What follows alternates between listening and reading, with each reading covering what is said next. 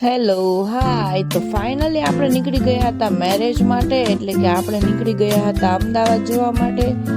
ત્યાં હતા મારા નણંદના છોકરાના મેરેજ, એટલે આપણે ત્યાં લગ્નમાં જવાનું હતું. મેં તમને પહેલા જ કીધું કે હું જઈશ એટલે તમને આગળ મળીશ.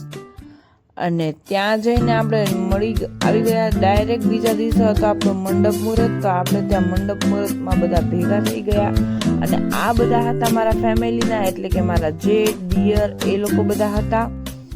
અને અમે બહુ મોજ કરી, કારણ કે ફોટો ક્લિક કરવાના હતા. તો મેરેજમાં તો આપણે એ જ કામ હોય. અને આવી ગયા આપણે અંદર, એટલે કે આપણે અંદર આવીને આપણો કાર્યક્રમ ચાલુ હતો. તો પીઠીનો કાર્યક્રમ હતો.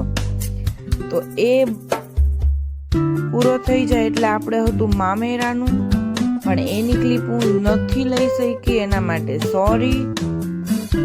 અને ફરી પાછા એ પૈતું એટલે અમે બે લાગી ગયા ફોટા પાડવા માટે અને તમને બધાને હાય કરવા માટે.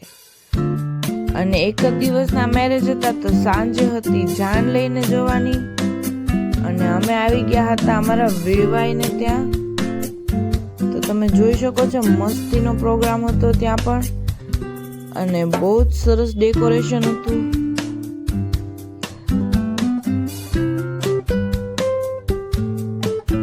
અને ઠંડી પણ એટલી ખતરનાક હતી. પણ આપણે તૈયાર થયા હોય એટલે સીન નાખવા હોય એટલે આપણે સ્વેટર તો પહેરાય નહીં. અને ત્યાર પછી આપણે આપણી બ્રાઇડને ફોટા પાડવા માટે, એટલે કે શૂટ કરવા માટે બોલાવી લીધી હતી.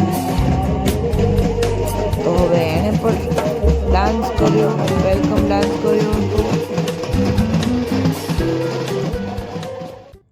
અને એ પૈતા પછી હવે આપણે થોડાક સીન સપાટા નાખવા પડે ને, તો આપણે થોડું ઘણું બોલી લીધું.